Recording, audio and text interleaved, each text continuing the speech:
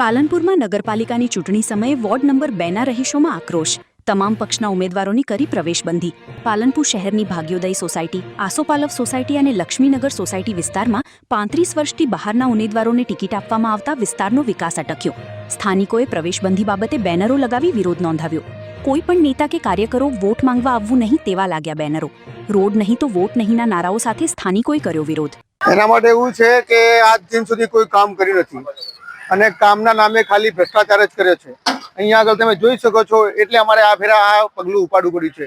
અગાઉ પણ આવું બધું થયેલું છે અને એકવાર તો અગાઉ અહીંતા ઉપર વાત કરતા કે અમારે કામ કરવાનું છે, આટલું આ કામ કરવાનું છે કહેવા જતા જૂના કોર્પોરેટર વિપુલ રાવલે અહીંયા આગળ આવીને એક મેં ફ્રેન્ડને માર માર્યો હતો અને મને અંદર કેસમાં ફસાયો હતો. માર મારીને ઉપરથી અમારા ઉપર કેસ કર્યો અને સરકાર એમની હતી એટલે એમનું ચલાવી લીધું બધું. અમારા ઉપર કેસ થયા, અમારા ઉપર દબાણ આવ્યા અને એના પછી થોડું અહીંયા આગળ થીગડા કરી અને વળે ચોળે કરીને જતા રહ્યા. અને એ જ ભાજપ પાછી આ વખતે એ જ ગુંડાને ટિકિટ આપી છે. એટલે આ ભાજપ કરવા શું માંગે છે? આ એકલું ગુંડારાજ ચલાવવાની નીતિ છે. ખાલી કામ કરવું નથી અને એમને વોટ લેવું છે અને 5 વર્ષમાં કોઈ વખત દેખાવું નથી. ખાલી વોટ માંગવાનો ટાઈમ આવે ત્યારે આવે છે, એના સિવાય દેખાતા નથી આ લોકો. અને અહીંયા આગળ પાણી ભરાય છે પણ આજ સુધી કોઈ દેવા આવ્યું નથી. આ ઘરના પગથિયા 3 પગથિયા ચડવાના થાય છે કે હાલ 3 પગથિયા ઉતરવાના થઈ ગયા છે. આ રોડ એટલો ઊંચો થઈ ગયો છે.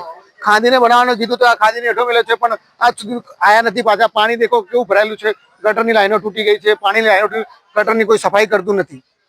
એટલે આટલું જ કેવું છે કે આપણે કામ નહીં તો વોટ નહીં. હિરેનકુમાર ગણેશજી પ્રજાપતિ. જો જેટલા આયા ને એટલા બધા અમારે વિજયભાઈ હતા તો સારું કામ થતું હતું અને જેટલા આયા એટલા બધા વેઠ વાળી છે, રૂપિયા કમાઈ એના ઘર ભર્યા છે.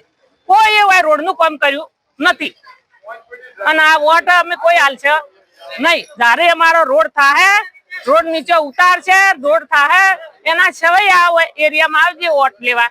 એની સિવાય કોઈ વોટ લેવા મત આવજો. શું નામ તમારું? મારું નામ શારદાબેન.